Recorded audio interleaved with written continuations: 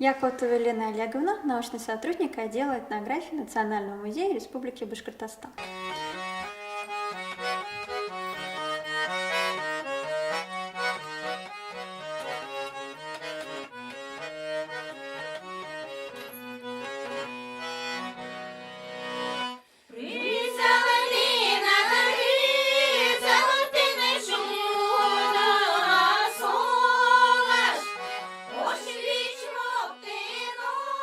В нашей многонациональной республике проживает и марийский народ, который, согласно по переписи 2010 года, насчитывается больше 100 тысяч человек. Если мы с вами возьмем башкирские и татарские источники литературы, то мы увидим, что марийцы назывались черемиссы. Сами же марийцы себя называют мари или мари. Марийский народ до сих пор называют последние язычники Европы, ведь они до сих пор исповедуют языческое верование. На больших праздниках они как раз и одевают свой традиционный костюм. Под кафтаном у женщины одето платье, кстати, оно у них было короткое, это называлось по-марийски тувы. Сверху надевали яркий пестрединный кафтан шувы. Свадебное платье наших бабушек сделано из старинной тканого холста, белого холста, который наши бабушки сначала вот ткали такими кусочками, шили платье. Это нагрудник. Девушка надевала во время свадьбы. Вот это нагрудное украшение, каплама называется. Оно служило как оберег грудей девушки, невесты.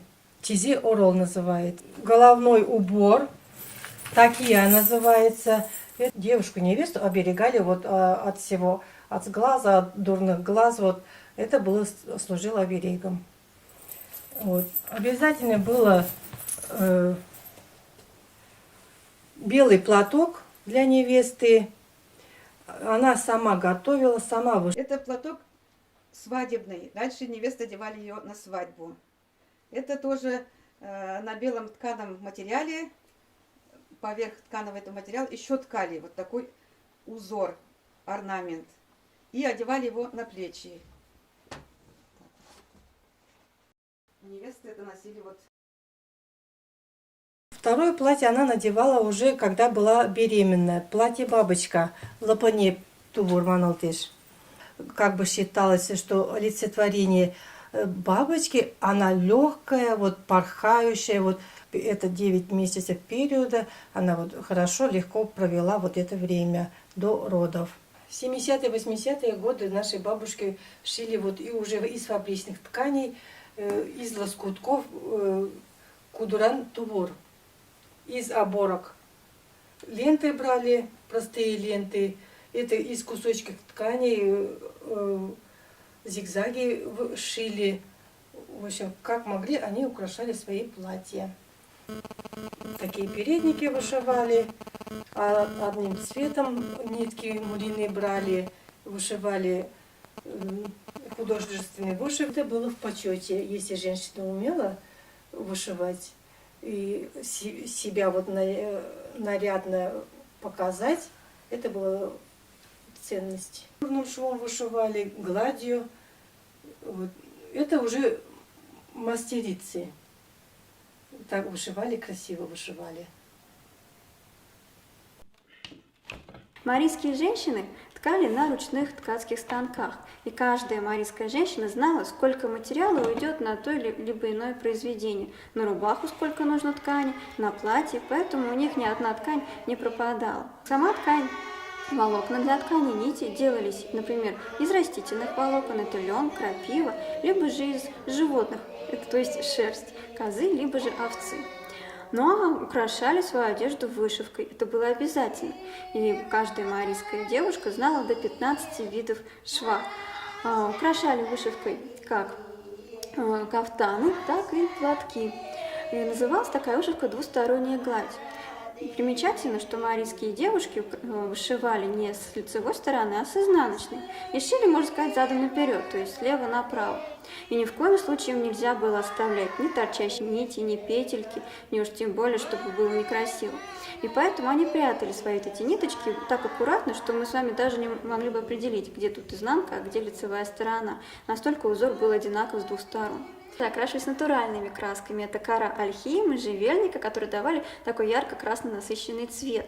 Если чуть-чуть краску разбавить, она давала уже не такой насыщенный, и мог превратиться в оранжевый цвет, либо такой коралловый, чуть розовый, который тоже шел на вышивку.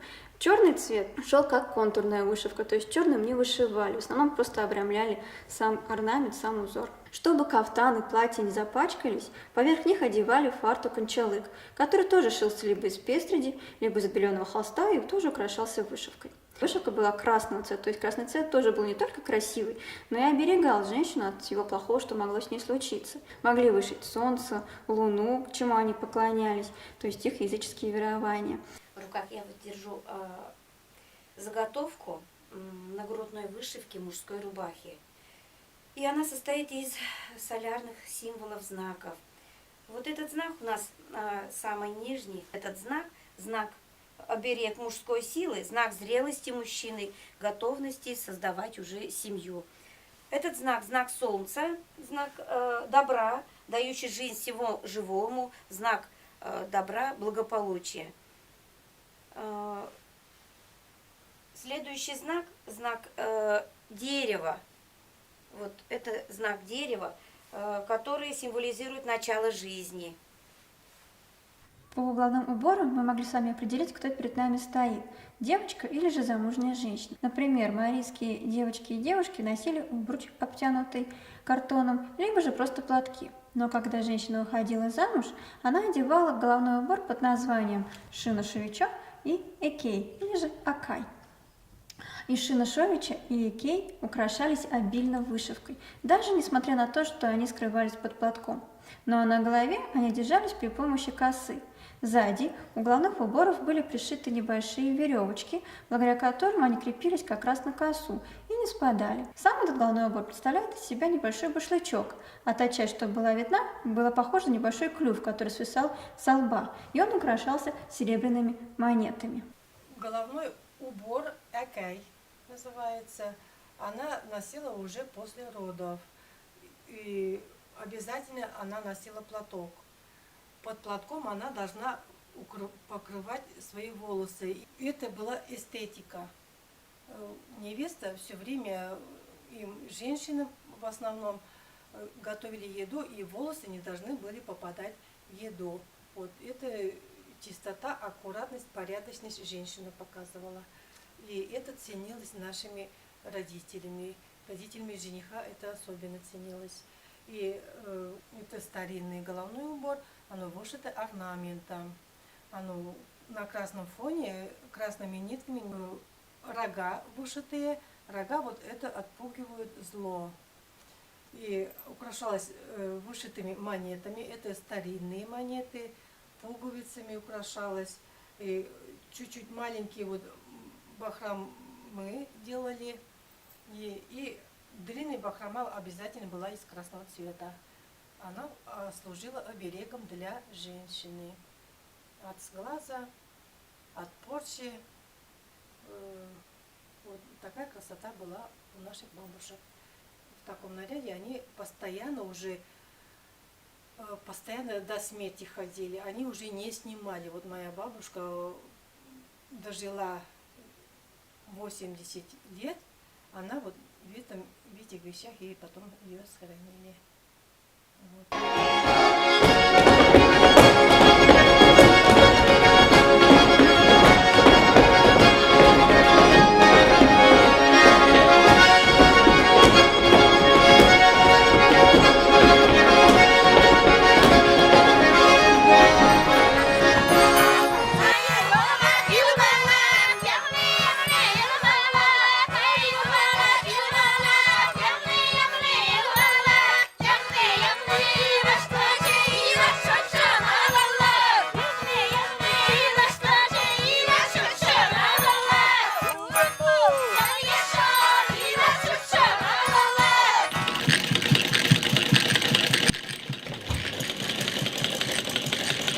Мама шила, я у нее научилась шить.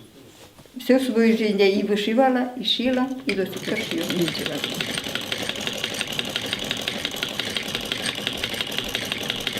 В 70-м году фартук вышивала платье вышивала. Нагрудники были, и вот с деньгами это, который передник, сога называется. И вара такие на голове, белый платок. Эта лента показывает, что 3 семьи собирает. Свах, тесть и теща, свекровь из округа и жених. От бабушки маме осталось, от мамы мне осталось. Это головной убор у меня ни самой не было. Я заняла у соседей.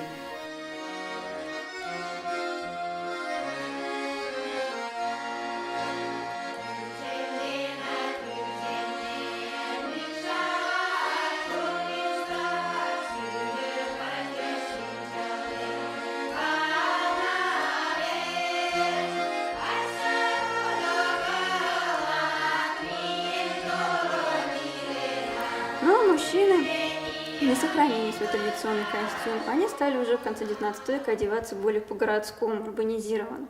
Поэтому вот у нас, который мужчина стоит рядом с девушкой, одет уже больше по городскому типу. У него рубаха со швами на плечах, уже больше более современного типа. И одет он в узкие штаны, которые так и называются, штаны с узким шагом. Перед вами портянки, которые ткала моя бабушка Чакей. Раньше она сама была мастерица. Марийские женщины всегда были мастерицами в деревне. Сами ткали, сами шили. Это портянки вот. А вот еще материал такой самотканый. Из этого материала шили брюки для мужчин. Но как и женщины, так и мужчины на ногах носили обязательно лапти. А них надевали поверх портянок. Если семья богатая, то она могла себе позволить и кожаные фабричные сапоги. Но зимой обязательно одевали валенки, так как в валенках все равно теплее. Марийские женщины, как все женщины, очень любили украшения. Носили подбородочное украшение под названием кыл. Оно состояло из 2 частей – бисерной ситки и серебряных монеток. Подбородочное украшение, потому что оно подвязывалось под подбородком. Как и башкирские женщины, марийские женщины тоже носили нагрудные украшения, только они были не такими широкими. Они украшались серебряными монетками, и ряд мог быть как из 3 рядов серебряных монет, так 4, а то и 5. То есть чем богаче семья, тем больше монет было нашито на нагрудник. Также в косы вплетали длинные шнуры под названием косоплетка, которые оканчивались серебряными монетами. Монетам придавалась особенная очистительная сила. Считалось, что чем больше монет, тем защищенная девушка. Это потому, что монеты отпугивали злых духов. Но и к тому же серебряные монеты говорили о статусе женщины. То есть чем больше монет нашито, тем богаче семья девушки. А значит, может дать богатое приданное, когда девушка выйдет замуж.